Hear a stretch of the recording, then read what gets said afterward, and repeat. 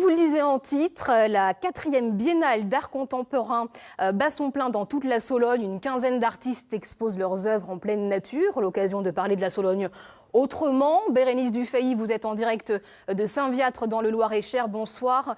C'est une biennale pour le plaisir des yeux, mais aussi pour casser certains clichés, hein.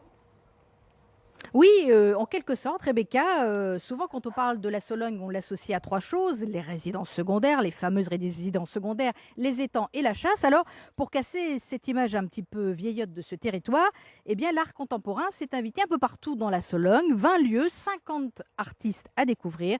Tout de suite, reportage et on se retrouve juste après avec mon invité.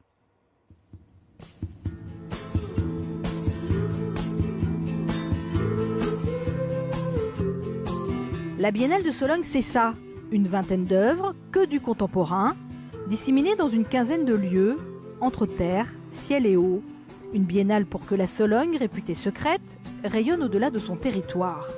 L'art contemporain est quelque chose de, comme son nom l'indique, de contemporain. Donc pour nous, c'est important de resituer la Sologne dans un contexte actuel, de montrer que ça n'est pas une région qui ne vit que sur des acquis ou des anciennes traditions, etc. La Sologne est une région aussi moderne et l'art contemporain était la meilleure façon d'illustrer cette envie de la Sologne de faire partie du monde actuel.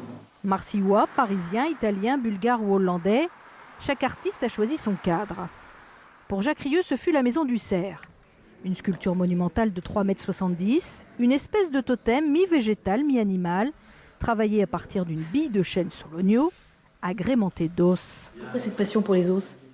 C'est la forme, hein, simplement. Quand on s'intéresse à la sculpture, on s'intéresse à la forme, à la plastique. Et donc l'os, qui est une forme qui est régie par des muscles, qui a une structure, parle forcément à un sculpteur, quoi. Après, dans l'histoire de l'art, l'os a toujours été les vanités du 19e, a toujours été interprété ou copié. C'est un sujet, j'ai envie de dire, classique, sauf que moi, peut-être, je l'ai poussé un peu plus loin, puisque moi, je travaille même avec des bréchets de poulet, des choses comme ça. Pour cette 4e édition, les artistes avaient l'obligation de créer une œuvre en lien avec la nature. Des lieux publics, mais aussi privés.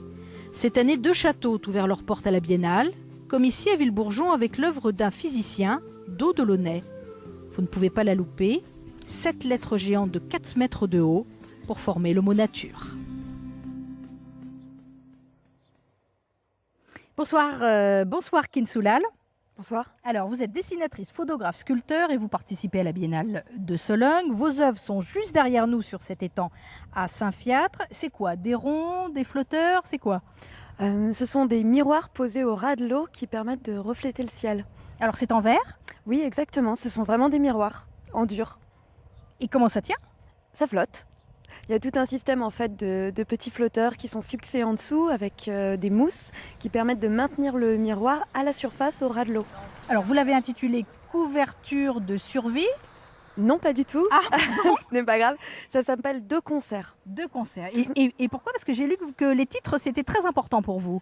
Oui, j'aime bien qu'il y ait une sorte de juste mot entre l'objet et la sculpture, mais aussi, par exemple, l'espace dans lequel il se trouve. Donc pour moi, 2 concerts, c'était une référence entre une sorte de concert, quelque chose qui peut être à la fois musical, mais aussi il y a l'expression de concert, faire les choses de concert, c'est-à-dire mettre plusieurs choses ensemble. Donc là, on avait à la fois l'eau de l'étang et le ciel de la Sologne. Alors, chaque artiste pouvait choisir son cadre. Vous avez choisi l'eau. Pourquoi? Disons que chaque artiste pouvait plutôt été invité dans un espace qu'on lui a proposé. Pas forcément un choix, j'aurais pas pu être dans la forêt d'à côté en fait.